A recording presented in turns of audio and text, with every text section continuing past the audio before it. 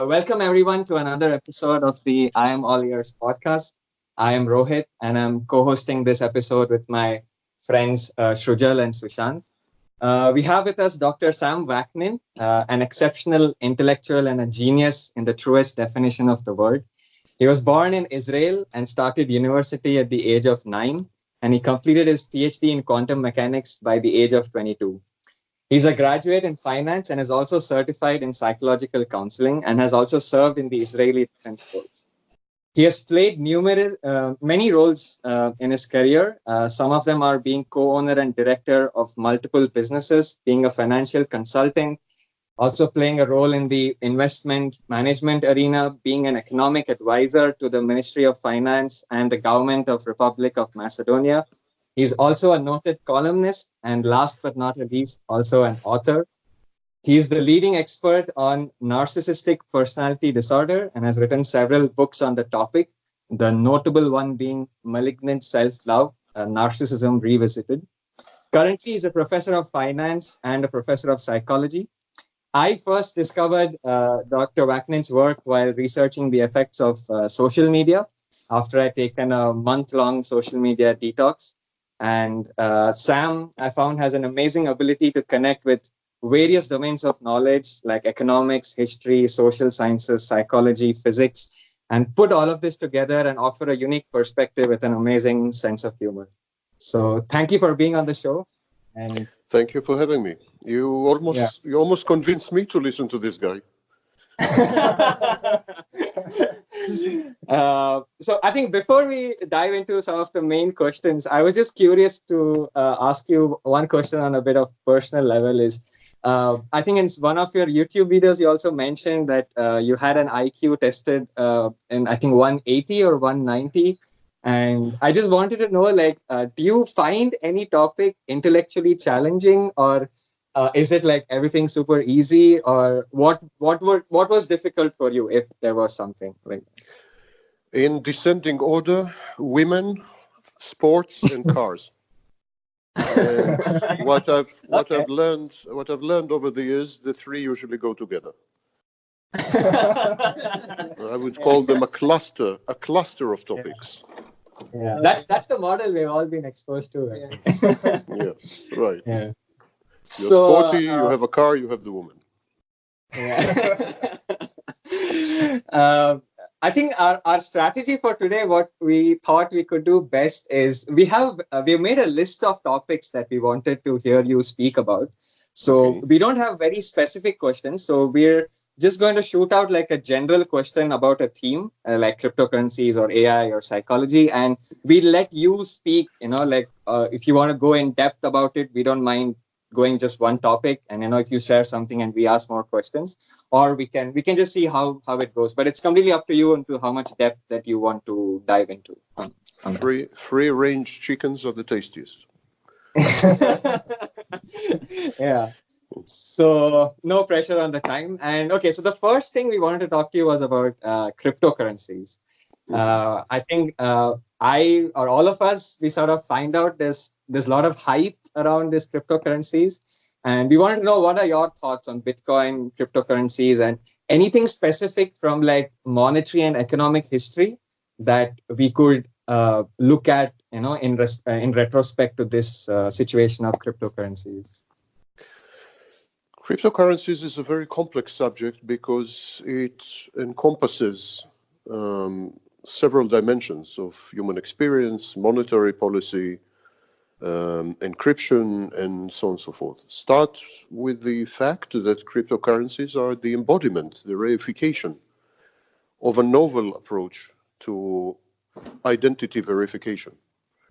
Encryption has always been about identity verification, yet it had failed miserably, precisely because the algorithms were actually centralized.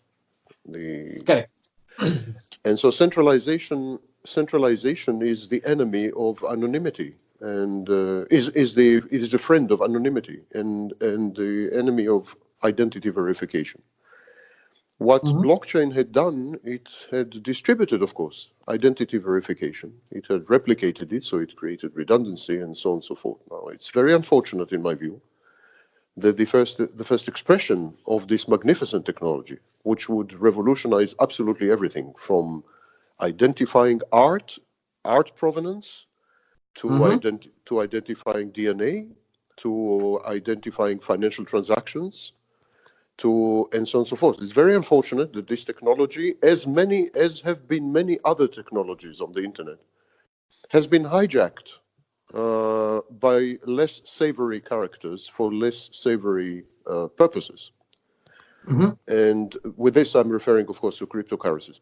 Can I just ask you something procedural? Yeah. It disrupts my flow of thought if you keep saying it's Okay. a problem. Sorry, apologies. Okay. No worries. Understood. Okay. When I'm finished, I'll give you a clear signal that I'm finished. So that way we will both be able to maintain our trains of thoughts, or we're going to have a train collision, which is, I heard, common in India, but still.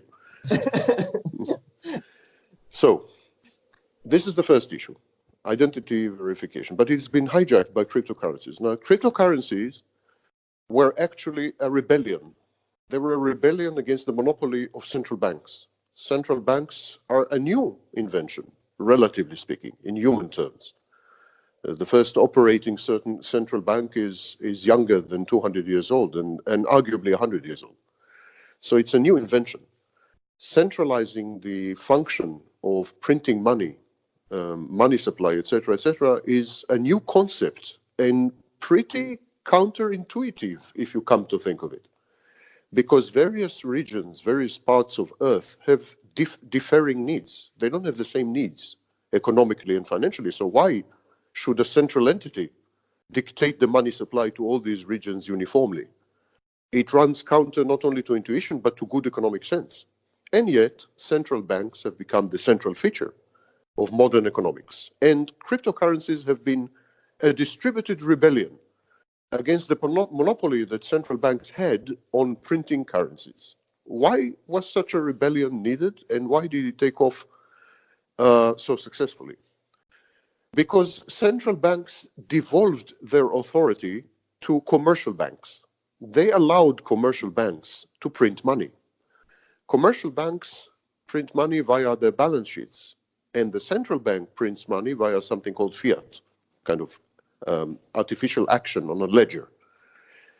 And the result was, of course, that money was hijacked by commercial interests, avarice, greed, malfeasance, and the culmination of which was in 2008, in the financial crisis. It's not an accident of history that cryptocurrencies started their ascendance after the financial crisis, because we have been disillusioned with the financial system as a matter of philosophy and principle, not disillusioned with specific action or specific outcome, but with a very philosophical foundation of our monetary system.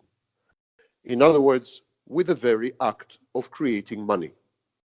We reach the conclusion as individuals, as society, even I would say as regulatory authorities, that it might not be such a great idea to centralize the making of money or the creation of money in the hands of people who have conflicting or differing interests. And so cryptocurrencies was a form of this rebellion. Unfortunately, and finally I'm answering your question, I should hope, unfortunately, cryptocurrencies were not created as stores of value. You see, the main function of a currency is to store value. Currencies are tiny containers that store, for example, work done. Tiny containers that store pieces of real estate, that store pieces of products.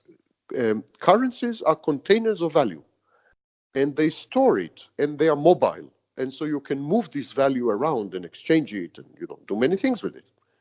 Cryptocurrencies were not created as storage of value. They were not created as containers of value.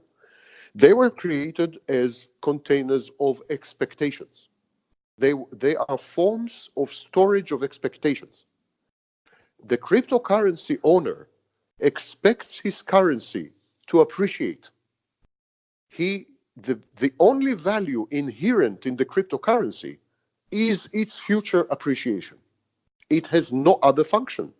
Indeed, until very recently, you couldn't do anything with a cryptocurrency. You couldn't buy anything, couldn't sell anything, couldn't do anything. And because cryptocurrencies were relegated to an obscure niche of the financial market, having not been created as stores of value, they fell in the hands of criminals, especially cyber criminals, and terrorists, and drug dealers, and other unsavory characters. And so now, cryptocurrencies have two economic functions. Stores of expectations, which is a very nice way of saying gambling. Simply gambling. Gambling, speculation in the worst sense of the word. And the second economic function, it is the official, cryptocurrencies are the official currencies of the underworld. I mentioned terrorists, I mentioned drug kingpins and so on. I mentioned ransomware. I can mention ransomware. They all use Bitcoins, or they all use Ethereum, or they all use some other cryptocurrency. And this is where cryptocurrencies are at this stage. They also gave a bad name to the underlying blockchain technology, because most laymen and quite a few experts actually confuse cryptocurrencies with the blockchain technology, which is a wonderful, absolutely wonderful identity verification technology, possibly the first foolproof one or fail-proof one. And that's where we are standing right now. Speculation plus malversation, speculation plus crime.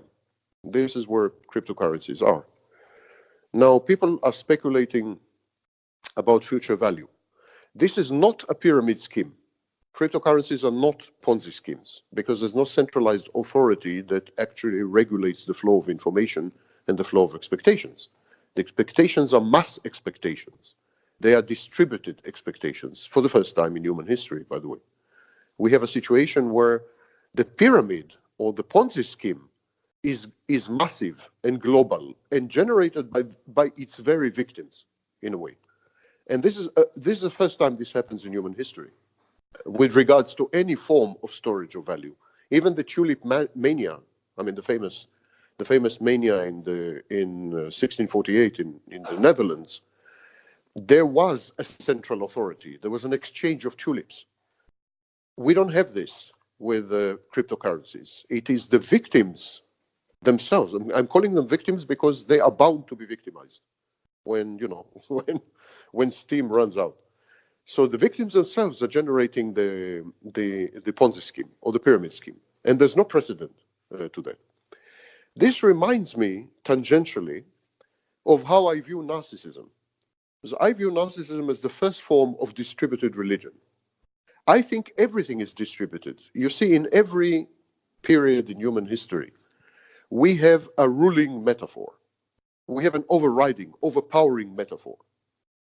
And the metaphor of our days is the network. That's our metaphor. And so whatever we study, we use the network metaphor. When we study the brain, for example, we use the network metaphor. We talk about neural networks.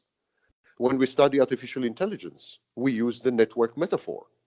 When we create currencies, new currencies like cryptocurrencies, we create them within networks. Everything is the network metaphor is used to explain the world. It's an organizing principle, but also an explanatory, hermeneutic principle of interpretation, of understanding, of imbuing our existence with meaning. And so similarly, I postulated that narcissism is a religious network metaphor, but we can come to it separately. Okay. That was fascinating, the connection with... Any survivors there? Yeah, still alive. That's temporary, believe me. We just started there. Do you think cryptocurrencies can ever become a store of value? in the No, future? No. Okay. No, I don't think so. And I don't think so precisely because of the way they're structured. Store of value is critically dependent on centrality, on a value issuer or a value arbitrator. And that is, of course, the main role of central banks and of commercial banks, admittedly, because even commercial banks arbitrate value. They determine value. So, for example, if you go to a commercial bank and ask for a loan, they go through a process called due diligence, which is essentially a process of determining value, whether you are so-called valuable. And the central bank is doing it on the level of the entire economy via its monetary tools. Governments do this. Governments are also value arbitrators. Actually, it's pretty easy to look at the entirety of human society and see that all centralized institutions revolve around value arbitration. The main thing they do, they arbitrate value. In other words, they create hierarchies. Now, networks are the antithesis. They are the opposite of hierarchies. And so in networks, there is no possibility to create value because every node is equal to every other node. The main principle of networks is equipotence. The minute every node is equal to every other node, there is no possibility for an asymmetry of value. There's no possibility for a cascade of value, or there's no possibility for difference in potentials of value. So if I'm as valuable as you are, and so on, so we actually cannot trade value. I cannot give you excess value. And what money is excess value. If I pay you $100 and you don't have these $100, you took them from me, I had on me 100 units of excess value. For example, 100 units of work, 100 units of a product sold, whatever, but I had more value than you. That's why I was able to give you this value, to pay you. And this process is called payment. So payments are actually the most primitive basic units of value arbitration. But payments are not possible in a network because there is no differential of any kind between the nodes. All nodes are equipotent, equidistant, equi-everything. So either we create asymmetrical networks, in which case we have created hierarchy. I mean, an asymmetrical network is hierarchy. And many human endeavors started off as networks and became asymmetrical hierarchical networks, and in effect hierarchies. And perhaps the most famous example would be Wikipedia. Wikipedia started off, I know because I was among the founders, Wikipedia started off as an utter network, I mean total network. Actually, what preceded Wikipedia was called Nupedia. And Nupedia was a network of scholars. I was a member of Nupedia. Nupedia was a network of scholars, all of them equipotent, all of them, classic network. And Wikipedia continued the tradition, and for many, many years, it was a total network concept, the reification of a network. But if you have a look at today's Wikipedia, it's very hierarchical, very. And they demand identity in various stages of the process. They have administrators, they have editors and top editors and chief top editors, and you name it. I mean, they look much more like the Washington Post than like a network. So many human endeavors start off as networks and degenerate into hierarchies or evolve into hierarchies, depending, which side of the political spectrum we are. And I think because cryptocurrencies cannot be divorced from the blockchain network concept, they can never become a store of value, only a store of expectations. That was fascinating. Wow. Yeah, okay. Because I think at least all of us, when I think that's also another flaw of the modern internet, is that the hype gets pushed up. So the articles and videos that we always come across are, like cryptocurrencies are going to be like the next big thing, and it's going to revolutionize all these financial systems. And Facebook is now planning to launch its own cryptocurrency network. And so, do you think that this is just all a temporary thing, and maybe in a couple of years this whole No, thing will just die down? no, absolutely not temporary. I did indicate that cryptocurrencies and the underlying technology is a revolution in many ways. And one of the most important ways that cryptocurrencies are revolutionizing, but not our economy, they're revolutionizing other things. One of the main features is the ability to store expectations. So when you go to a casino, you get jetons. They're like small, chips. Yeah, you get chips. And you place the chips on the table, and if you're lucky, you win. And if you're a regular Joe, you lose. Most people lose all the time. And these jetons, these coins, represent an exchange of value for expectations, because you give real money and you get jetons, you get chips. The real money you gave, the $100 that you gave, they represent value. And you trade this value for chips. And these chips, or jetons as they're called in Europe, these casino chips, they represent your stake in expectations. What's the expectation? To win, of course. So here's an example of trading value for expectations. But the problem with casino chips is that, number one, they are limited to casinos. So they are still a form of centralized authority which issues expectations, manages expectations, even can reverse expectations. For example, if you win too much. So expectations within a casino are a local phenomenon, and they are not pure. They're adulterated by commercial interests that underlie the expectations. Not so with cryptocurrencies. Cryptocurrencies are the first product in human history that allows us to store expectations, trade them, convert them, exchange them, do anything we do with expectations that hitherto we were able to do only with value. And that's a massive, possibly the second biggest revolution in human economics. I mean, I don't underestimate cryptocurrencies at all.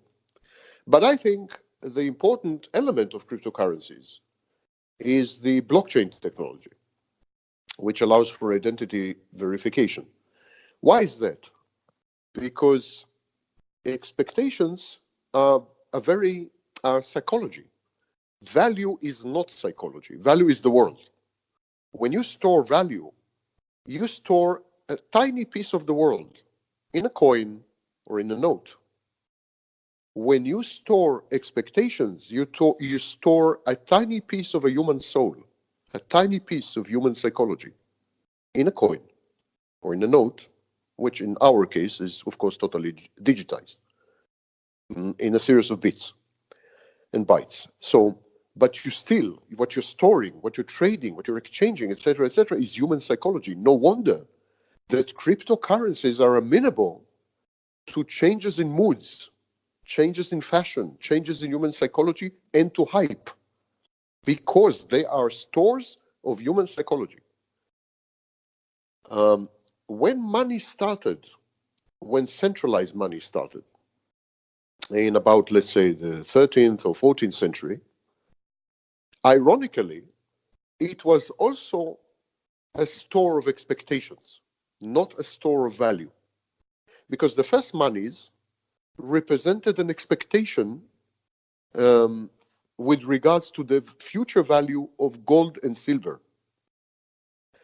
They were actually, the first coins were speculation on the future value of gold and silver. Gradually, we invented the note, the paper currency. And paper currencies also started off as stores of expectations. Why? Because the idea was that you could take the paper note, go to a bank, and get gold. That was the idea. All paper notes until essentially 1971. In the United States, for example, were convertible to gold, physical gold. It was a claim on the treasury. And so whenever we invent a store of value, it starts off as a store of expectation and transformed into a store of value. And one would have assumed that this should happen with cryptocurrencies as well. But it will not, because coins and paper currency were always linked to reality, to the real world, while cryptocurrencies are linked mostly to human psychological processes. They are pure expectations. And because coins and paper currencies were issued by centralized authorities, as I mentioned. Cryptocurrencies are network creatures, network inventions, and therefore can never store value. So you're asking me if it's very important. Yes, of course, cryptocurrencies are a major revolution. Will it benefit its holders and buyers? And I don't think so. I think ultimately, the idea is people want ultimately to buy cars or to do something with the money. So when it comes to this, there are quite a few obstacles, not the least of which, and I think the major one actually, would be the opposition of the centralized issuers of money. If the minute cryptocurrencies threaten to become stores of value, God knows how, by the way, I don't see how the technology can support this, but let's assume it happens, immediately the central banks will ban it. It will become criminalized and legal. That's one thing. And the centralized issuers of money will take over cryptocurrencies as yet another monetary tool. This is happening, for example, in South Korea, in Russia, where they are planning their own cryptocurrency. So cryptocurrencies have no future. Either they become yet another monetary tool in the arsenal of central banks, in which case the small guys, have nothing from it, or they will fail as a store of value, as I predict, in which case, of course, they will be wiped off. But the legacy is there. We have been able, finally, to link safe, fail-proof identity verification, which was the main monopoly of central banks. Yes, we have been able to do this outside the confines of a centralized authority and to link it to human psychology. That's amazing. It's absolutely one of the greatest revolutions in possibly human history. As you will see, you are young, you will see how many fields of life will be permeated by this technology. I told you, I gave examples, art provenance, DNA labeling, you name it. Everything will be blockchain, shipping, finance. Every single thing within 50 years will be founded almost exclusively on blockchain technology. So it's a massive, possibly one of the 5 biggest revolutions, the equivalent of industrial revolution. Okay. That was amazing to hear. I think you kind of answered both. My next question on cryptocurrencies was exactly how the institutions of today, the financial institutions of today, would sort of deal with it, but you did touch upon that. One idea I had. And may I suggest after this interlude let's move on to some other subject, because this is becoming a program about cryptocurrencies. The next topic we wanted to speak to you about was on internet technologies, AI, and data. Mm-hmm. As a transition, maybe I would just throw the question out, and you can see if you want to just answer it. As I just had this idea in one of your previous videos, you had mentioned that there's a problem of issuing trust on the internet, mm-hmm. And please do correct me if I'm misquoting you, but I was thinking that you could use. Is it a possible use case of using blockchain technologies to establish trust and authority on the internet? Yeah, absolutely. I just said that every field will be permeated by this technology. Of course, internet first. Every field. And later on, when I say later on, I mean 50, 60 years. For example, you will have forms of artificial intelligence. You will need to identify them. They will have personalities. They will be androids. They will look like people. You will need to identify them. You will need to create provenance for these devices. They will evolve. They will work in different environments. They will absorb different types of data. They will be able to process big data, which humans cannot, or at least cannot in ways that machines do, and so on and so forth. So blockchain technology will underlie not only the internet, which is a dying thing, by the way, not only the internet, but the next technologies. And above all, perhaps when it comes to artificial intelligence, is the creation of device provenance. And because I think device provenance possibly, arguably, could be the key obstacle to artificial intelligence, but we can discuss it a bit later. Okay. Yeah, so our next general question was, what are your views on AI and any lessons from history? And I'm especially curious to hear your thoughts on universal basic income. There's some talk of that going on with in the current US presidential campaigns. Yeah, so where do you stand on these topics? Well, there is a very underreported problem.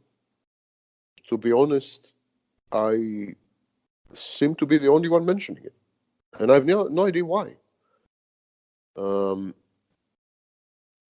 Income inequality takes money out of circulation. Income inequality demonetizes the economy. What do I mean? If you have $10 million, you can spend them.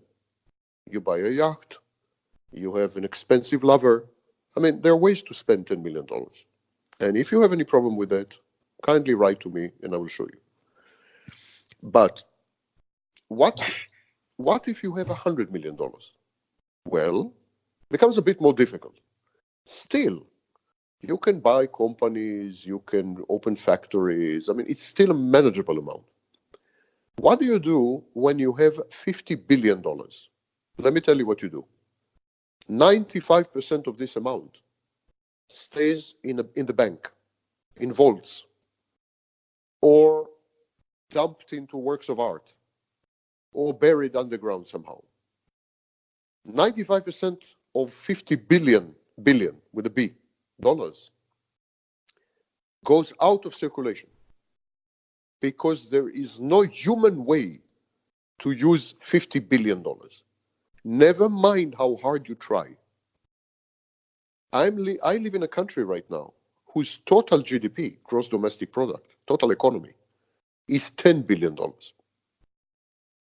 I mean, 50 billion is like a mid-sized country. And so when you have $50 billion, the bulk of this money will be buried somewhere. Will be buried in treasuries, will be buried in savings, will be buried in physical, will be buried in diamonds, will be buried in works of art. I don't know, but will be buried, will not be productive, because there's no way to recycle this money and to activate it. The greater income inequality becomes, and it is now the greatest since the 1920s, the greatest income inequality becomes, the more demonetized the economy becomes, because rich people take money out of circulation. And therefore, less and less money, physical, I mean, money supply, less and less money is available to an ever-growing number of people because we keep multiplying. We keep adding 130 million people a year. And yet these 130 million extra babies, extra mouths, they have less money to share than before. Why? Because Bill Gates just made another $4 billion and has no idea how to spend them because it's not humanly possible to spend them. And these 4 billion are taken out of circulation. So this demonetization, the bleeding of the economy, is possibly the greatest threat to financial and economic stability in the world today. I regard, like many others, like Piketty and others, I regard income inequality as the greatest ominous threat to the stability and the very existence of economies the world over, not financial system, whole economies. And so guaranteed base income is a way to redistribute money, it's like a blood transfusion. It's a way to remonetize economies. And whatever is done to remonetize economies, in my book, is a blessing. So I started off my life as a capitalist. In my 20s, I was, for example, a very rich man. So I started off as a capitalist, and I'm ending my life as a socialist. And that's the exact opposite of the famous saying, if you are a socialist, when you're old, you don't have a head, a brain. And if you're not a socialist, when you are young, you don't have a heart. So I ended up a socialist in this, but I ended up a socialist not for social reasons, definitely not for social justice reasons or distributive justice reasons or all this, in my book, nonsense. It's not out of moral precepts or ethical edicts that I support the redistribution of wealth. I support the redistribution of wealth simply to keep the body economic alive. We need money back in circulation. And if necessary, we should take it by force, by coercion, via taxation, otherwise, via guaranteed base incomes, via any stratagem that we can come up with. We need to put money in people's hands, because otherwise economies will die. Whole economies will die. The rich people will not be affected by the death of economies. On the very contrary, by the way, it's easy to prove that the worse the shape of the economy, the greater income inequality. Extremely easy to prove. In other words, rich people become much richer in times of strife and crisis. We can discuss this separately. Why? But it's a fact. So they have no vested interest in keeping the economy alive. They have a vested interest in killing it. The smaller people, the 99%, they have a vested interest in keeping it alive. And so we must monetize it. That's with regards to this. Now about artificial intelligence is a massive subject. In principle, I think the only salvation of the human species would be in merging with artificial forms of intelligence. In other words, I think not only the future of the species, but the survival of the species crucially depend on our ability to integrate machinery into our wetware, into our circuits, and our ability to seamlessly put together brain and machine. I think if we fail in this crucial task, we will not survive as a species. But we will not survive as a species, not because of the Hawking Elon Musk hysteria, like we'll not survive as a species because artificial intelligence will take over. And they will be the next winning species. In my humble opinion, that borders on nonsense. But we will not survive as a species because there are underlying forces at work, social trends, other trends, and mainly perhaps psychopathological trends at work that will, in my view, destroy the species. Now, when I say destroy the species, of course, I'm not saying that there will be no human beings alive. There will be scatterings of human beings and so on, but they will not act as a species. Right now, never mind how much we complain and how much we cry and how much we protest, we still, by and large, act coherently, cohesively, as a species. We have species awareness, and we act in ways that essentially benefit the species. We have global warming, we have climate change, so we get together. Yes, we get together slowly. Yes, there are people who deny climate change. I mean, yes, all this is true. But by and large, we act as a species to counter climate change. We faced off numerous threats throughout our history. The Black Death, starting with the Black Death, I don't know. We always acted as a species. It is the first time, perhaps, that some social and psychological trends threaten the cohesiveness of action and the coherence of the framework of the species. In other words, social and psychological trends that will tear us apart, keep us asunder, separate us, atomize us, make it impossible for us to act on the species level, make it even impossible to act on the community level, make it even impossible for act on the family level, make it impossible for us to act except as atomized individuals. This is the apotheosis, this is the culmination of malignant individualism. We have come to a point that the torsion and the breakage forces are such that the species as an integrative framework, as an organizing principle, is about to disintegrate. And what will be left behind is billions and billions of people who have nothing to do with each other, not emotionally, not psychologically, and will not collaborate consequently. Will find it very difficult to work in teams, for example. If you think this is dystopian, you're right. If you think it is unprecedented, you're wrong. Actually, the vast majority of human existence was exactly like this. We live in a period in human history, in the history of the human species, that is an aberration, that is an exception. It started with agriculture.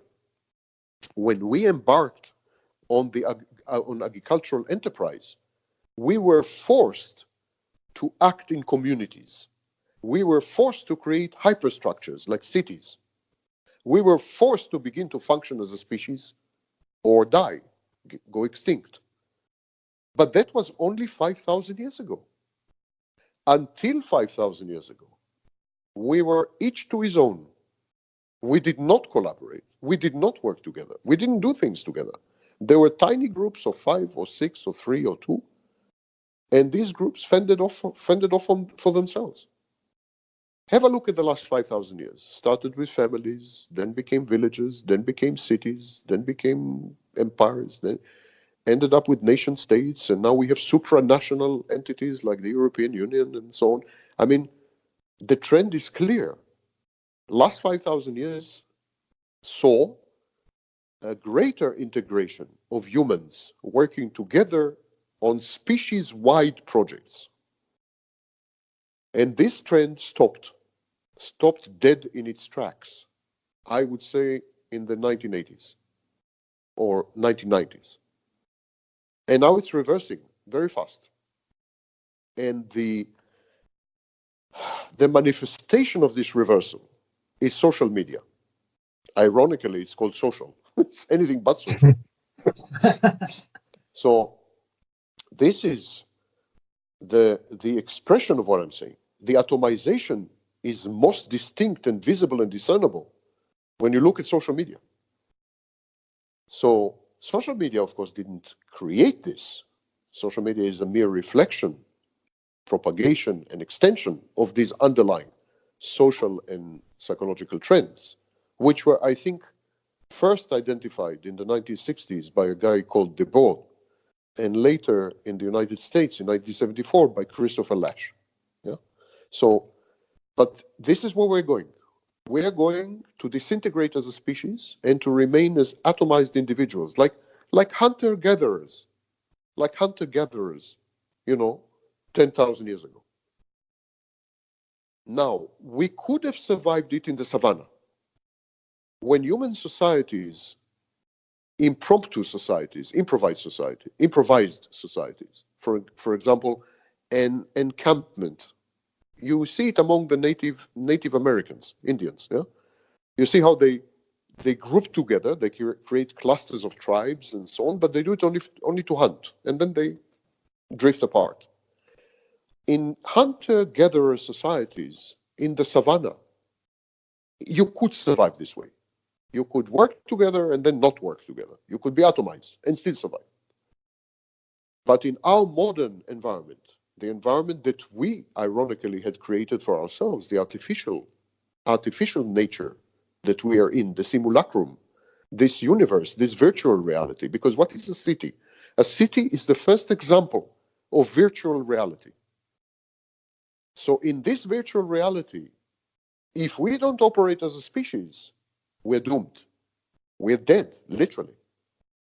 And the only hope to extricate us from this inevitable destiny is artificial intelligence.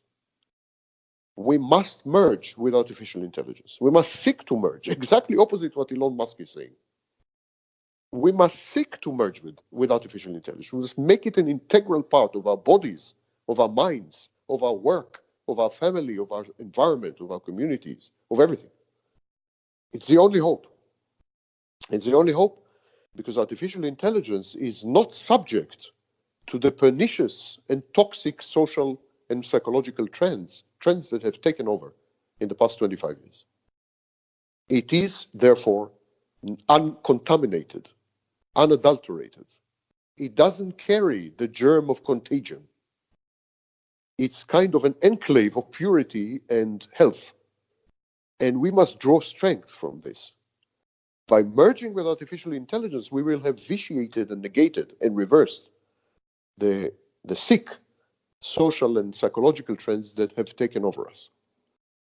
Now, if you think this is, again, if you think this is revolutionary, it is. But if you think it's unprecedented, again, you would be wrong. Every juncture in human history, when the species was threatened, it was saved by new technology. Every. Think about it for a minute. Even in your lifetime, or your father, or your fathers and grandfathers' lifetime, and you will see how right I am.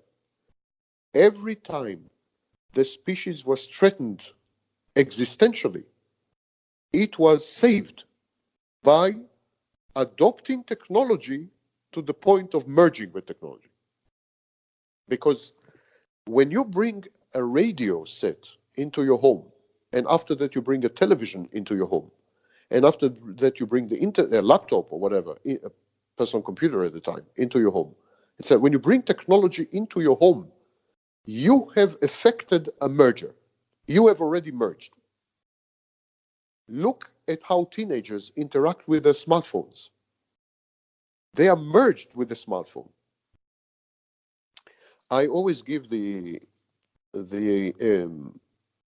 I always use screens as metaphors. I was born when the last dinosaurs were going extinct, and they didn't go extinct because of me, by the way. I mean, some people say that, but that's libel. That is slander. I didn't do anything to any dinosaur. But anyhow, they went extinct. I couldn't help it. So at that time, there was this gigantic screen. It was like a piece of real estate, enormous screen. And 2,000 of us would cram into a hall, a physical structure. And we would sit and we would smoke and we would talk and we would throw popcorn at each other and we would make out and worse. And we would do many, many things facing that screen on which a series of images unfolded. You're too young to remember, but that screen was called cinema. And then years have passed and the screen became considerably smaller. Remember, the first screen, big as it were, allowed 2,000 people to congregate and to have human interactions and to create, in effect, an impromptu, short-term, improvised community, ad hoc community. And then the screen became a lot smaller and entered the home. And then 20 people could sit around, 20, 30, if they're not fat, sit around and watch that screen together and have something to eat and drink and talk and compare experiences. And everyone saw the same program because there were only 3 channels. And that screen was called television. But while the first screen allowed 2,000 people to share the same experience, television allowed only 30 people to share the same experience. When it got fragmented, when you began to have cable television. Time have passed, and then the screen became even smaller. And now 3-4 people, only 3-4 people, could sit around that screen and play video games or collaborate on a document and so on. And that screen was called personal computer, for good reason. It was personal. And then it became smaller and became the laptop, and only 2 people could work together. And then it became the smartphone. And today, only you can interact with your smartphone. Yes, there are technologies like Bluetooth and this and that, but who uses them? I mean, essentially, only you interact with your smartphone. It's a one-person technology. It's an anti-community technology. It's a technology that monopolizes you and removes you from other people, cuts you off. You don't have to believe me. Go to an airport and have a look at a gaggle of teenagers, girls and boys, who used to be motivated by their hormones, now are motivated by their Instagrams. They don't pay attention to each other. Gorgeous girls to die for. Amazingly handsome boys sit next to each other, utterly ignoring each other, immersed and buried in their one-person screen. This is the technology of atomization. This is the technology that is tearing us apart, that is rending the fabric of all the institutions we've ever created. This is a technology not only of self-sufficiency, but of self-idolization, as expressed via social media. So the trend is so clear, you don't need a genius with 190 IQ to tell you that. The trend is towards solipsism, isolation, atomization, and alienation. These trends are utterly clear. They were clear to Emil Durkheim many decades ago. He called it anomy. He predicted that it will lead to a massive increase in the rates of anxiety, depression, and suicide. An amazing prediction, which came absolutely true, especially among people between the ages of 15 and 25. So, and what's the solution to all this? Artificial intelligence. None other, unfortunately. Saying unfortunately because it's not an optimal solution, far from it. But it is the only solution we have. We need to merge with artificial intelligence. Because artificial intelligence is built on completely different principles. Completely different principles. For example, artificial intelligence is built on learning, lifelong learning. Our society is built on something called malignant egalitarianism. Something I call malignant egalitarianism. Like, I'm as much an expert as you are. You have nothing to teach me. I can learn nothing from you. You know, I have my truth. You have your truth. There are facts and there are alternative facts. There is, truthism and so on. So our society now is built around the implicit and not so implicit assumption that everyone is an expert and therefore no one can teach anyone anything. Artificial intelligence is built on exactly the opposite principle. Lifelong learning, hierarchical learning. Artificial intelligence is community and team oriented by its very structure. It's built on distributed parallel computing and so on and so forth. If you look at artificial intelligence, it embodies the most noble species principles, actually. I don't know why. Was it because the inventors and creators of artificial intelligence were such noble people? Or because they had discovered, as nature had, that teamwork, collaboration, and community and learning are critical to self-propagation, self-replication, and survival. And so they had to embed it in artificial intelligence, even if they were revolted by these principles. They still had to embed it. So artificial intelligence is an antidote to the poison that is modern life. That's how I regard it. I am exactly on the opposite pole of Elon Musk. I welcome fusion between man and machine. Welcome it. Hope for it. Could you give me an example, a practical example of how this merger with AI would sort of play out? Because the way I see applications of AI are right now in like self-driving cars or better search, personalized search. But how does a human who is now merged with AI come out of this trend of atomization? No, the applications you've mentioned are erroneously, of course, called AI. They are actually big data. People often conflate the two. Even artificial intelligence researchers conflate the two. The ability to process huge amounts of data in real time and based on heuristics reach some conclusions and make some recommendations or effect some actions or act in an executive capacity. This is not artificial intelligence. This is processing power, raw processing power, in effect. This is exactly what underlies Big Blue, or the computer that defeated Kasparov in chess games. This is an extension of Babbage by other means, or Turing by other means. It's a universal machine that has processing power and can, act universally. That's not artificial intelligence. Artificial intelligence is the ability to create a view of the world that incorporates oneself. First of all, the ability to introspect, to create a model of the world which includes the observer. That's the first hallmark of true artificial intelligence, the kind of artificial intelligence I'm talking about. The kind of artificial intelligence that is being studied and developed by true scholars of artificial intelligence, not by the ones who work for Microsoft and Google and so on.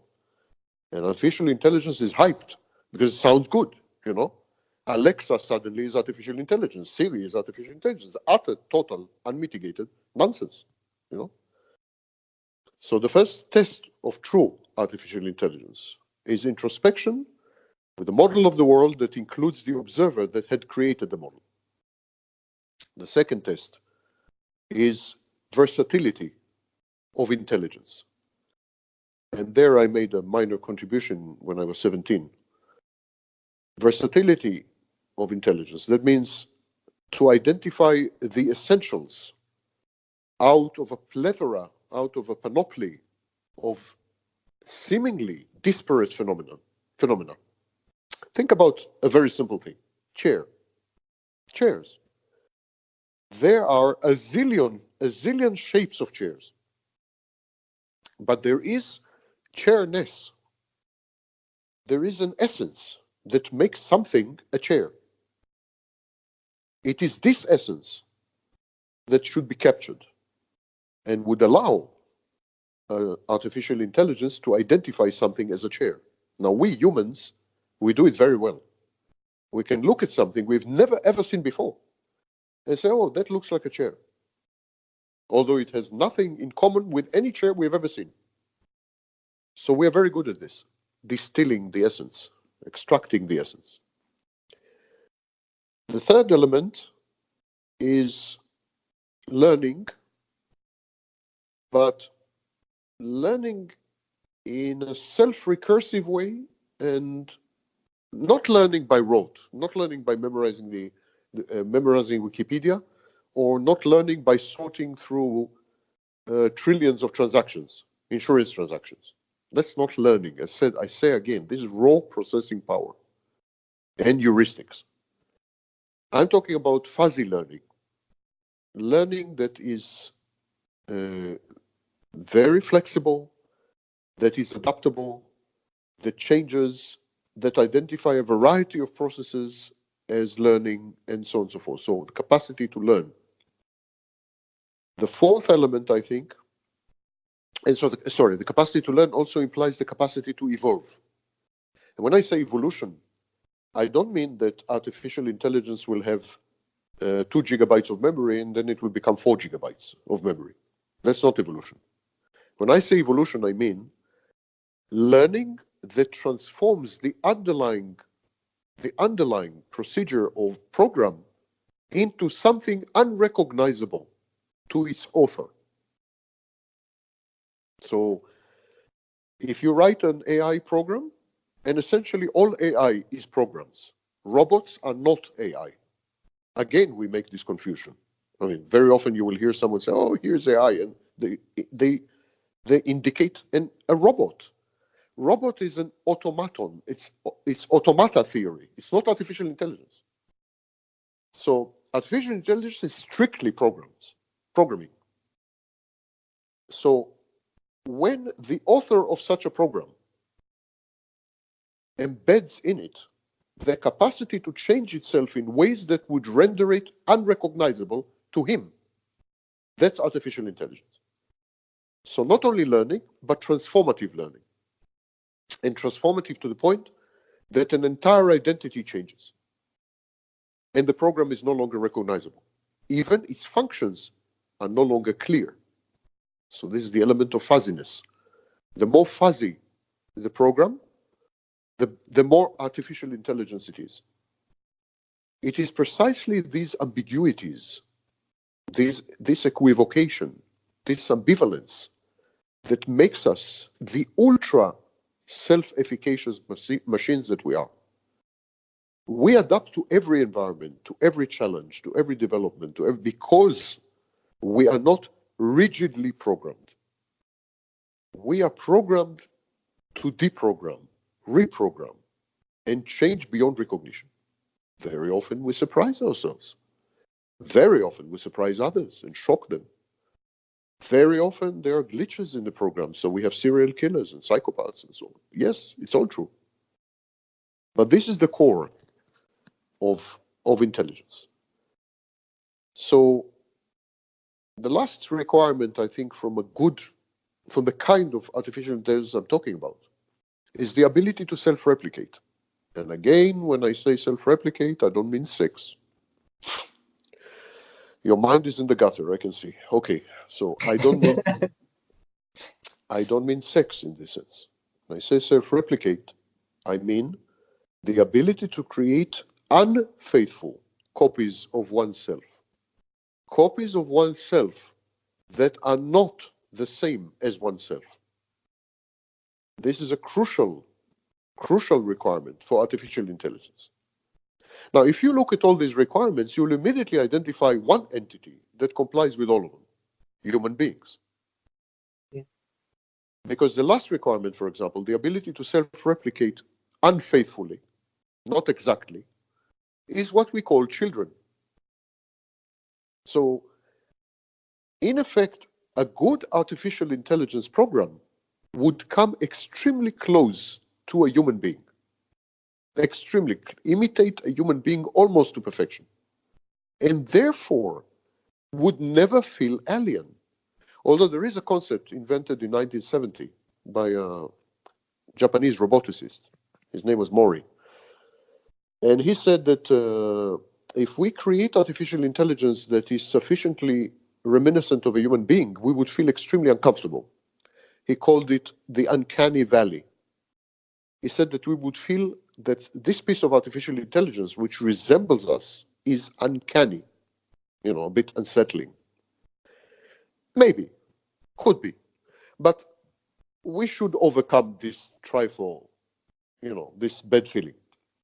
The closer the artificial intelligence program is to us, the easier it would be for us to merge with it and also to understand it. Now, there is this assumption by the likes of Elon Musk and Stephen Hawking and others. There is this assumption that artificial intelligence is also alien intelligence. I mean, if Elon Musk was to stop for a minute and think about what he's saying, he's actually not attacking artificial intelligence. He is attacking alien intelligence. He says, if we develop artificial intelligence, it would be so non-human. It would be so non-human that it would be inhuman. And we would never be able to understand its motivation, its sinister plans.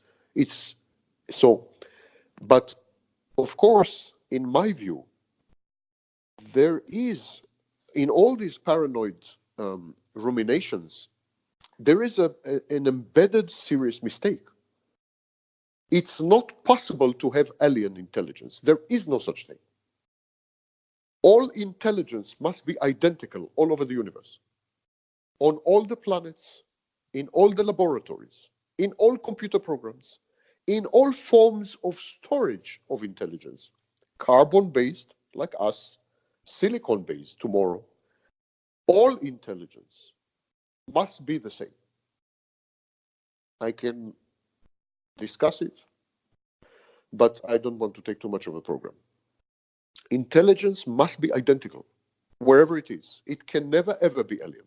In other words, there is absolutely no risk that we will not understand what our creations have in mind, have in their silicon mind. We will understand what they have in mind because they will be us. How do I know that future artificial intelligence will be essentially human? Because we have intelligence. They have intelligence. Therefore, we have the same intelligence. The minute you have the same intelligence, you can predict. The minute you can predict, forewarned is forearmed. You can predict, you can prevent. I'm not worried at all. I'm not worried at all because I believe that there is only one species of intelligence, not multiple. While Elon Musk assumes that there is our intelligence and then there is artificial intelligence, which is another form of intelligence, which we will never be able to anticipate. And so it can take over. I disagree wholeheartedly. There's only one form of intelligence. Only in different containers, different ways, using different materials. Yes, I agree. But it's the same intelligence. That is a fascinating way to look at it. So in a sense, the maximum threat from this kind of an intelligence would be the same level of threat that one human faces from another human. Yes, exactly. Yeah. And also we will have the same glitches. You will have serial killer artificial intelligence. You will have psychopaths artificial intelligence. There is a risk, a serious risk from artificial intelligence. And that is in the workplace. Artificial intelligence will replace many jobs, many of today's jobs. That's a serious risk. It's an economic risk. It is already doing it. It will replace many jobs, and many of the people who occupy these jobs don't have the intelligence needed to transition to higher level jobs. So if I work in a factory and I'm a blue-collar worker, and I'm not the brightest star in the galaxy, and I'm replaced by a robot, I cannot suddenly become a robot engineer, because had I been able to be a robot engineer, I would have been a robot engineer and not a blue-collar worker. So the displacement of working-class blue-collar jobs, uneducated, largely uneducated people around the world, is a serious, very big threat. This job displacement is enormous. These people cannot be reskilled, cannot be retrained, they cannot transition to other jobs. They simply can't. That's why they ended up being blue-collar workers. And we don't have the slightest hint of a shadow of a solution on how to resolve this issue. That's the real threat from artificial intelligence. And it's coming. It's coming faster than people imagine. By 2030, according to McKinsey, 40% of all jobs in the world will be supplanted by artificial intelligence. Now, where will these 40% of people go? We are talking anywhere between, 1 to 1.2 billion jobs. Where will these people go? How will they make a living? Even stratagems or plans or programs like, basic wages, they will not survive such a strain. It's an enormous strain. The transfer of resources required to support even a minimal social safety network for these people will destroy whole economies. No way to do this. No way. And the result will be Donald Trump's, Duterte's, Bolsonaro's, and other, I don't want to say exactly what comes to my mind. The result will be political extremism, radicalization, intolerance, xenophobia, extreme social tensions, and ultimately warfare, of course. Because the only way to resolve excess population effectively, the only two ways to resolve excess population effectively is plagues, courtesy nature, and wars, courtesy the United States. I mean, these are the two ways. These are the two ways we know on how to control population.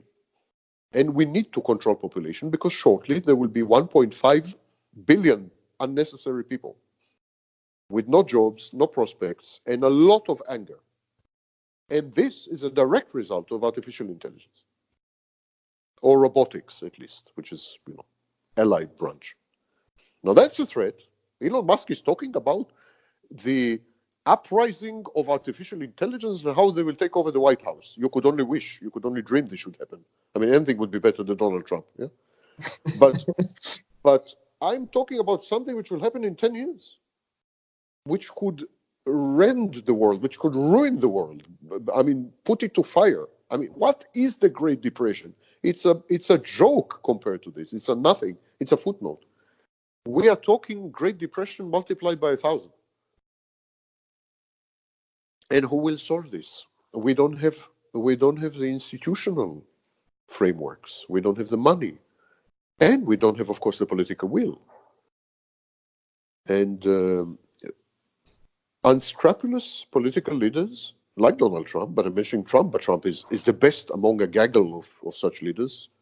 You can mention Duterte, you can mention Bolsonaro, you can mention Netanyahu, you can mention Putin, Erdogan in Turkey, and some would say Modi in India.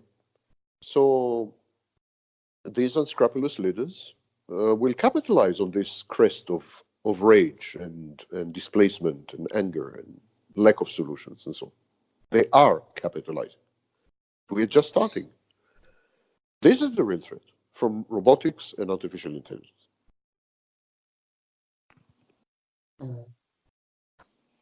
Is there, what would you advise to policymakers? Because policymakers are clearly lagging behind when it comes to understanding of these technologies. I don't know if you're aware of Andrew Yang in the US presidential Democratic candidate. Yeah. He's the only person who exactly says what you said, that Donald Trump was elected majorly because of this level of automation. It's coming faster than you think. We don't have any systems in place. But is the momentum of this trend too strong to stop, or is there something that governments and policymakers can do at this point? There is, but they will never do it, of course. There are two ways to go about it. The Marxist way. And the Marxist way is simply artificial intelligence and robotics will create such surplus, and this surplus can be distributed to the disenfranchised. So if you wait, let's say 10, 20 years, and these 10 to 20 years will be very difficult. There will be years of transition. There'll be a lot of strife, a lot of rage, a lot of this, a lot of that. But at the end of these 20 years, machines will have created so much surplus value, added value, yes, because machines are much more efficient than human beings. So they will have created so much surplus that then you can simply take the surplus and distribute it via unilateral transfers. For example, social benefits. So you can distribute this surplus created by machines to pacify the masses. That's one way of doing it, and that system is called communism. The second way is to reconsider our value system. Our value system is founded on the Industrial Revolution, and it's known as liberal capitalism.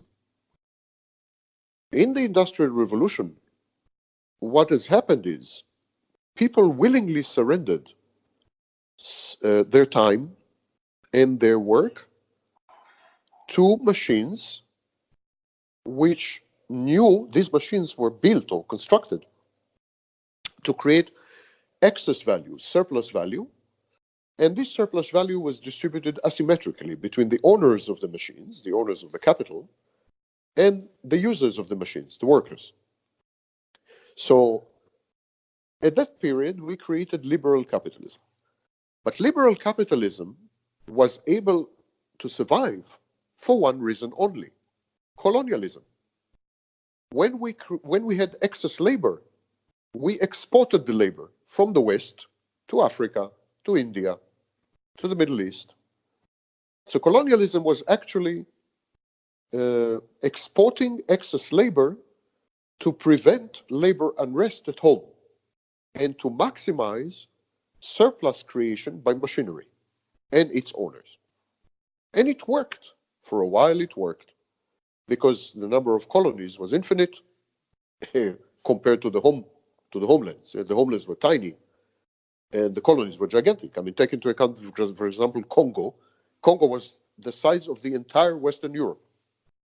So the colonies were gigantic, homelands were tiny, and this discrepancy allowed liberal capitalism to survive for 200 years.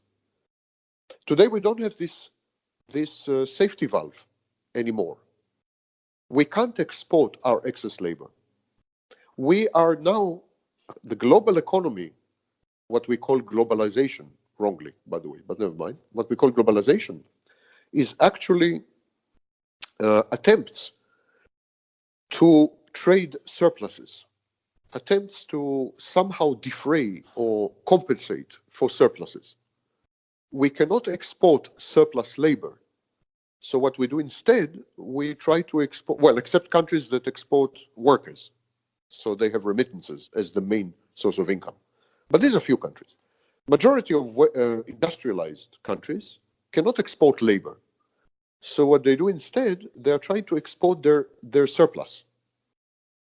And this is called international trade. And this is coming to an end for the simple reason. All industrialized countries have reached the same level of mechanization, same level of automation, same level of productivity. There are no productivity differentials. So all industrialized countries create surpluses. They all create surpluses. And of course, international trade is grinding to a halt, effectively. Growth in international trade is very close to zero in real terms, inflation adjusted. Because that's it. I mean, China has as much surplus as the United States. The United States has much surplus as Germany, I mean, and that's the end of the story. That's it. And they all create everything. So, like, they don't have what used to be called relative advantage, you know. So the surplus age is coming to an end. The global surplus age is coming to an end.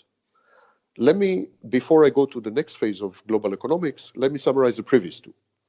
So there was starting with the Industrial Revolution. I'm not talking about agriculture. Agriculture was a different story. Industrial Revolution. Starting with the Industrial Revolution, the first solution liberal capitalism found was to export labor via colonialism. Okay, that failed in the 1960s. So there was a second solution, international trade. International trade, which started in earnest at the end of the 19th century, allowed countries to export not their labor, but their surplus production. And that is coming to an end, because all countries are now industrialized. In 1911, United States could export to China. It had an export surplus with China because China didn't have machinery, didn't have automation, didn't have scientists, didn't have anything. Today, the United States cannot export to China, except maybe soybeans. So today, the second phase of liberal capitalism is coming to an end, and that is surplus exchange. Labor exchange, colonialism, surplus exchange, international trade, also coming to an end. So we are entering the third and last phase of liberal capitalism, and in this sense, it's really the end of history, apropos Fukuyama, yes? So we are entering the last phase, and the last phase is taking surpluses and instead of trading them globally, redistributing them internally to prevent unrest. Pacification, I call it. It's the pacification phase of liberal capitalism. And it could be facilitated only via automation and artificial intelligence. Another reason to embrace the technologies. So what robotics had wrought, robotics will fix. We will ultimately start programs like base wage, like enhanced social benefits, like Obamacare. Obamacare was an example of this. You know, we are beginning to take surpluses and distribute them to internally, not externally.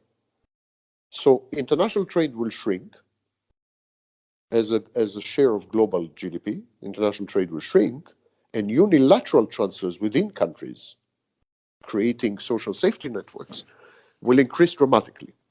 And the key question for the pacification phase of global economics, the key question would be, are we going to create clever programs of redistributing the surplus?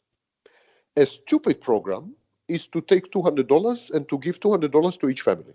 That's a stupid program.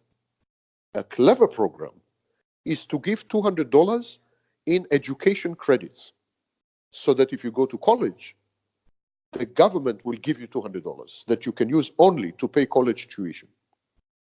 That's a clever redistributive program. So this, as you can see already in the 2020 debates, this will be the key issue of the future. Bernie Sanders is all about this. These will be the key arguments of the future in economics.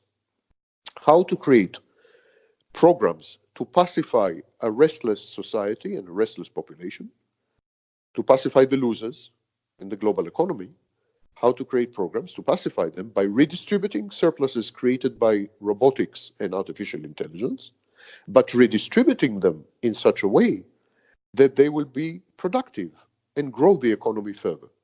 For example, via education or health. That's how I see it. Well,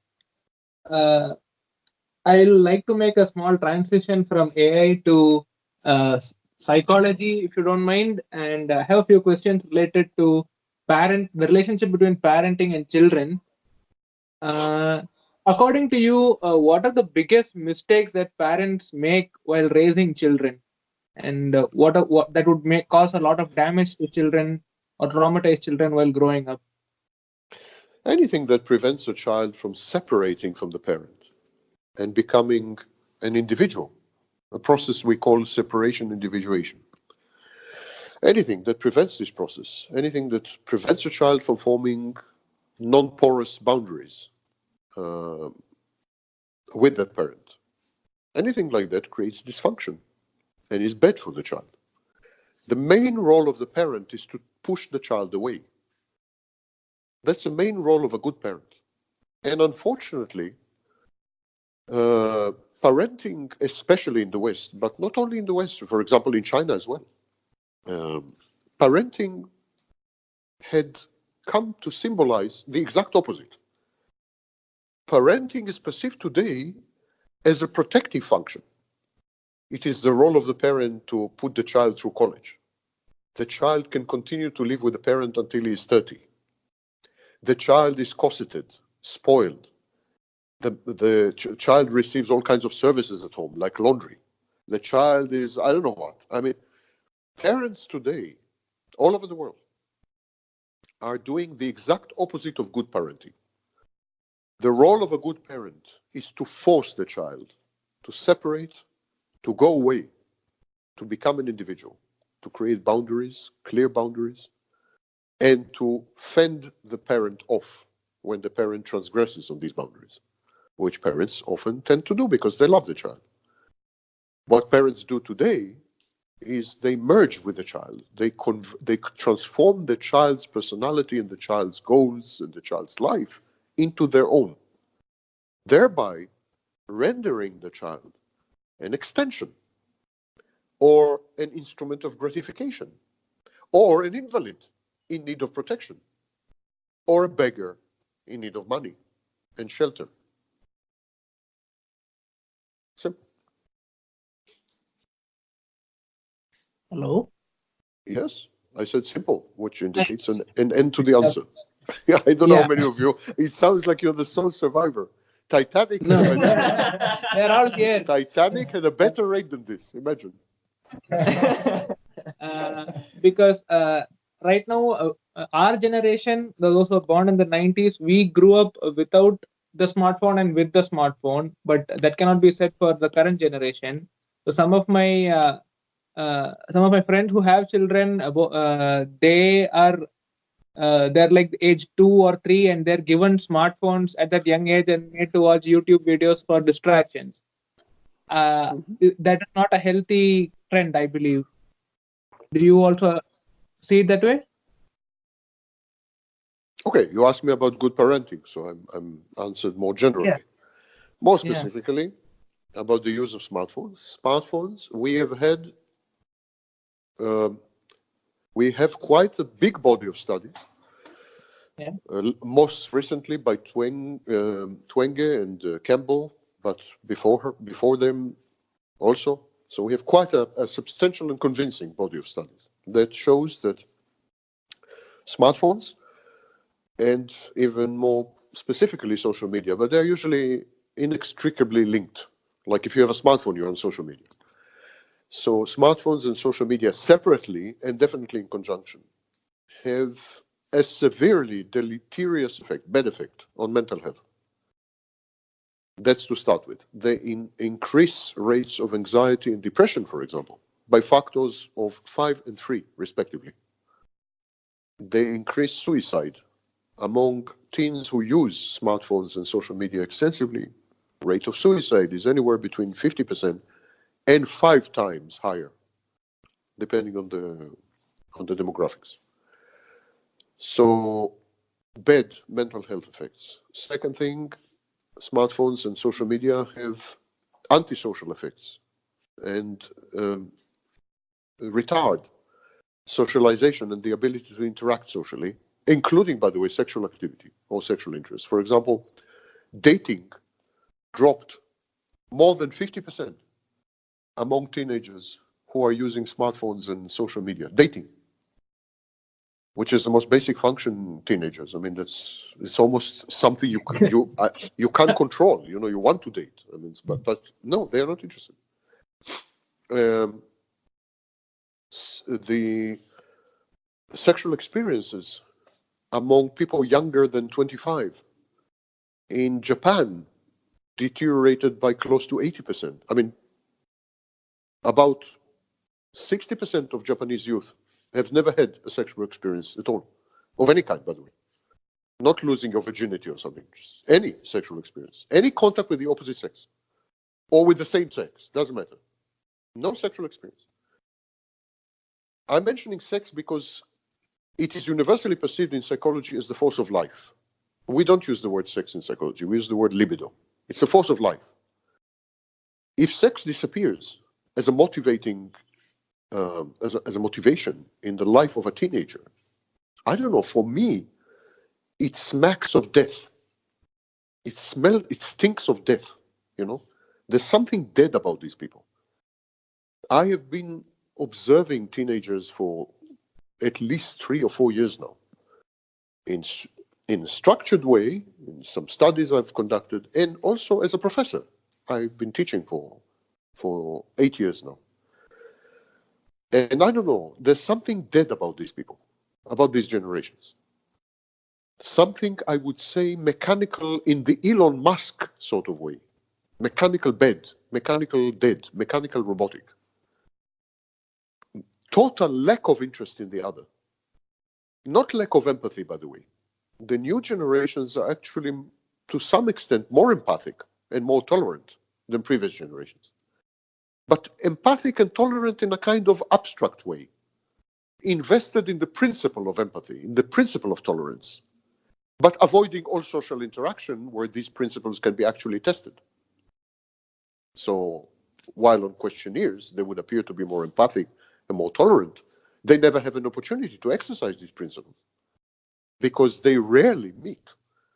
Majority of teenagers have reported since 2006 that they vastly prefer to talk to each other via social media than to meet face to face. It's bad. The picture is bad. And to give your child a smartphone, because a smartphone is not a neutral device. It's not a neutral device. It's like giving your child the key to a door beyond which there is a highly specific kingdom, a highly specific landscape. A smartphone is a gateway. It's not a neutral device, like, for example, a refrigerator. So to give your child this key, this gateway, when your child is 2 or 3 years old, is criminal. Nothing short of criminal. The effects on the child's social skills, child's mental health, child's ability to interact with peers, child's cognitive functions, because smartphones create severe cognitive deficits, inability to perceive reality properly, blurring of the boundaries between virtual and real, and so on. I mean, the damage is extensive. When the child is 8 years old or 9 years old, they already have defenses, and the effect will be lessened. Even so, we find extreme effects, extreme bad effects, well into age 25. Only after 25, there is sufficient resilience where actually these devices stop having any effect, negative or positive. But up to age 25, and these are the studies of Twenge and Campbell, up to age 25, these devices are destructive. And not only in one field, not only in one area, not only in one dimension, in everything. Utterly destructive, in everything.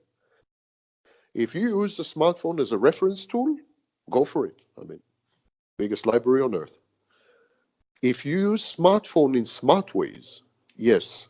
But unfortunately, unscrupulous entrepreneurs have come up with technologies that create addiction and conditioning. And of course, Facebook is an example, yes? Knowingly create addiction and conditioning. How do I know that it was knowingly?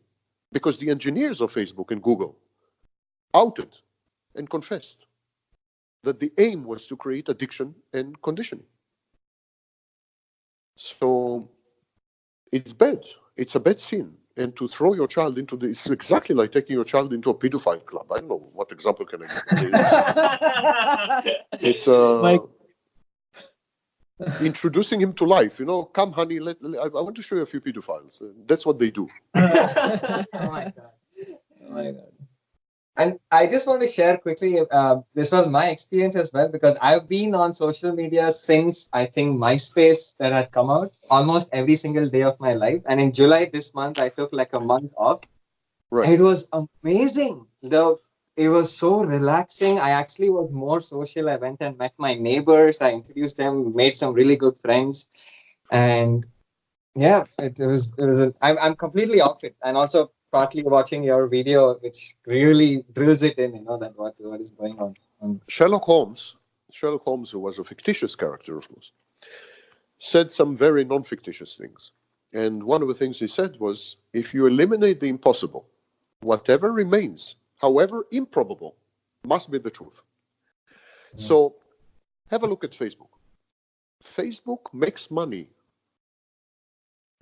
when you watch the screen, when you post, when you like, when you interact with the application. Only then Facebook makes money. Facebook does not make money when you're away from the screen. So Facebook needs your eyes. Facebook needs you to be glued to the screen. They need you to click, they need you to like, they need you to read, they need you to write, they need you there. Why? Because the more you do so, the more money they make. But if you have a girlfriend, she competes with Facebook. Did you think about it? If you have a girlfriend, she's taking your eyes away. Well, it depends how she looks. But she's taking your eyes away. She's taking your eyes away from the screen. Your girlfriend costs Facebook money. So Facebook doesn't like your girlfriend. I would go even further. Facebook doesn't like it that you have a girlfriend. Because having a girlfriend reduces Facebook's profits. Having a friend reduces profits.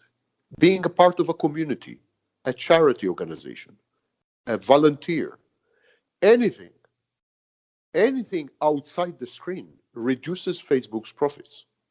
Now, Facebook is profit-oriented. I don't know if it occurred to you. And because it's profit-oriented, exactly like Sherlock Holmes said, if you eliminate the impossible, whatever remains, however improbable, must be the truth. If Facebook is profit-oriented, they will do everything they can to sabotage all your real-life relationships except your relationship with Facebook. Period. End of story. And how will they do this? How will they accomplish this? By conditioning you, by addicting you, so that your girlfriend will have much less allure, influence on you, and attraction than Facebook, because you'll be addicted to Facebook, by converting you into a junkie. Simple, really simple. Sherlock Holmes. Yeah. Another question I have is very personalized. In the beginning, you had mentioned that you don't really find sports very interesting, but I do have a sports question. If you don't No mind way. me asking. I have no idea. I know nothing about sports. I swear to you that you can ask me about any topic. I mean, biology, astrophysics, you name it. I make it a point to know everything about everything, except sports and cars. And women, I thought I knew some things, but nothing. Yeah. This is just a psychological effect that martial arts and combat sports have on human beings. Because I have been practicing martial arts and I have felt a change in myself, but I would like your views on it, whether practicing martial arts has a positive influence on a person's psyche. Not martial arts per se, but the philosophy underlying martial arts, the Buddha. So it's not the martial arts. If you practice martial arts as an extension of its underlying philosophy, then it has very positive effects. If you practice martial arts as martial arts, just, I don't know, to be strong, to protect yourself, or to beat up people, of course it's a negative thing. It's a transformation of aggression. The irony is that all the philosophies underlying all martial arts are essentially very peaceful philosophies. They are philosophies of self-control, self-containment, pacifying your enemy, and so on. So they are very healthy, mature, growth-promoting philosophies. And the martial art is just using the body to express these philosophies by precision movement, by leveraging your opponent's strength, by, So if you practice out of the philosophy, you're safe and you're good, you will grow. It's a growth thing. Growth promoting thing. But like everything else, it can be abused, of course. It can be abused if you focus on the physical manifestations of martial arts only. That's how I see it.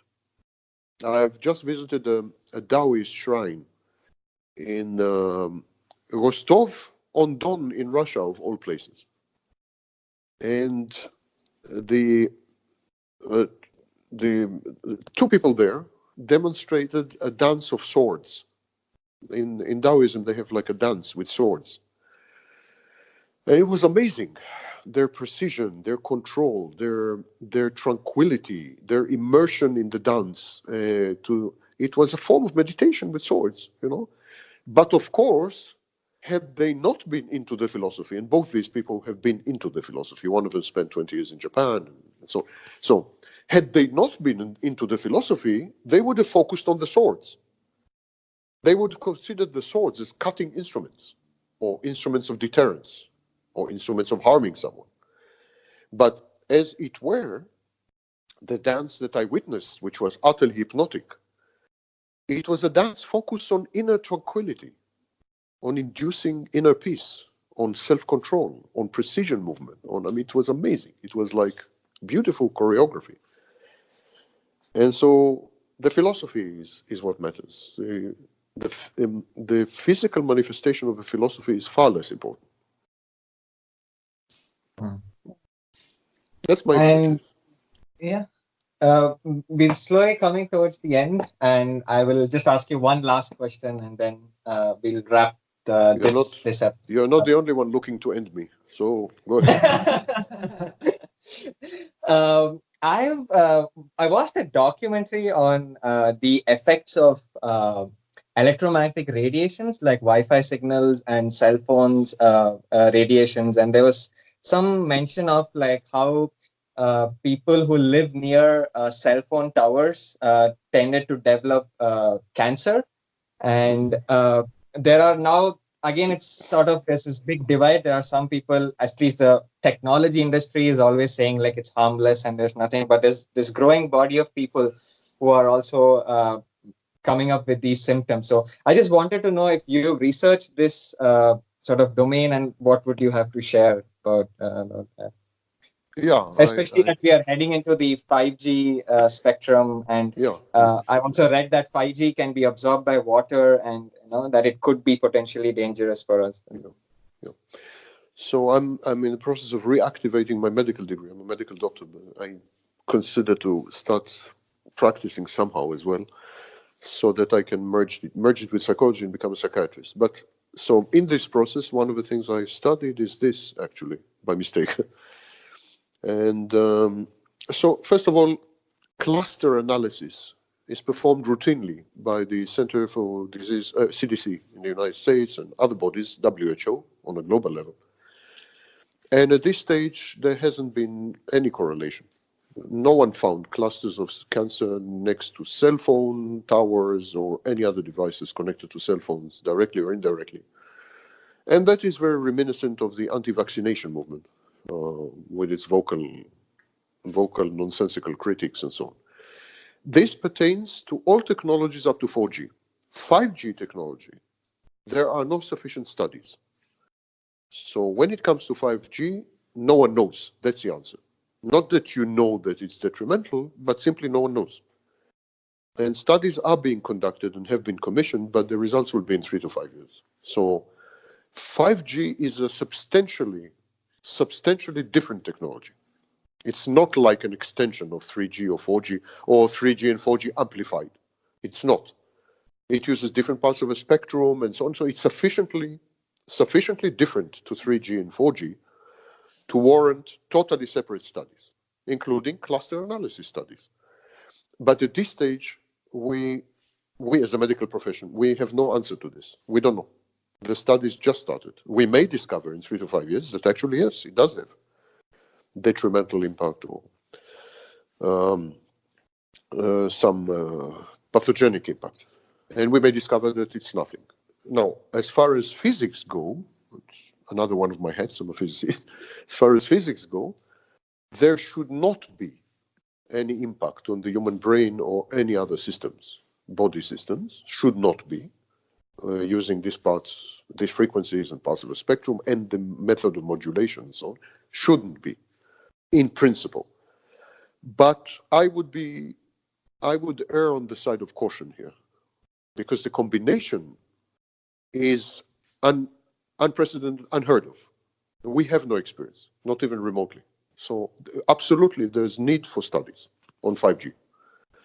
I would even go as far as saying that governments should not hurry to implement 5G systems in place, telecommunication systems, before these studies had been conducted and completed. And that hurrying to do so, for example, with Huawei in some countries, like in France and United Kingdom, where they're implementing 5G with Huawei.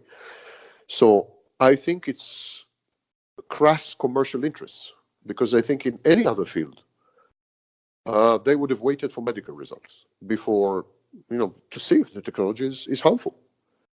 But that is strictly 5G.